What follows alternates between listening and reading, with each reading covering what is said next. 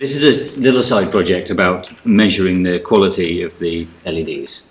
So as you know, we've got a lot of LEDs in the keyboard and the quality of the light's really important for us. And one thing that we noticed recently was on the latest batch of LEDs, the green colour looks really washed out. So I made this little test jig that has a colour sensor on this side and then a place for these little pop in and out boards. And then for all the LEDs that we've been getting through the time that we've been building keyboards, I've made these little tester boards so that plug them in here, run a test.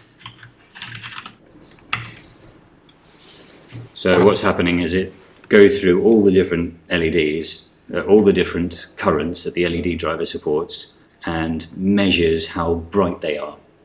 And then afterwards it collects all that data and then plots it in a graph, and then we can compare the different graphs against each other. So what that's just done is made this graph here. Really this needs to work inside a cardboard box to keep the rest of the light out, which is probably why this line is down here. It should be a straight line, but you can see there's 4 lines for red, 4 for blue and 4 for green, because we've got 4 different LEDs. And the closer those lines are together, the less variance in the light there is, so that's good.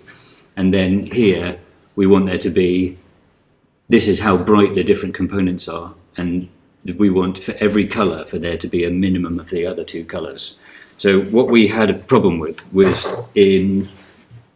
I've put this together for our suppliers, the most recent LEDs that we've got, the green LED has got far too much blue, or it's too close to the blue. The way the colour sensor works is it's got 3 different filters of red, green and blue, so we can't really control how close those filters together, but this is the one that we used in the prototype that we really liked. And you can see that the difference between the green and blue there is larger, and also that the green is brighter. So we've gone back to the suppliers now and said, hey, these ones were good. You've sent us some more samples. They're meant to be the same, of the same type, but they measure like this. What's going on? We need to know, and we need to make sure that when we build 2,000 keyboards that we're using the right LEDs. So that's why I built this jig, and during the next week it's going to be doing a 24-hour burn test on all of these. So one thing that we've also found out is that the light output changes as time goes on.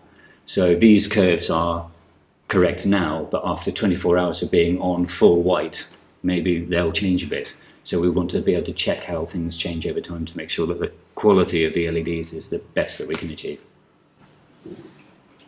Nice. That's it. If you're interested to learn more about the Raise keyboard, you can click the subscribe button.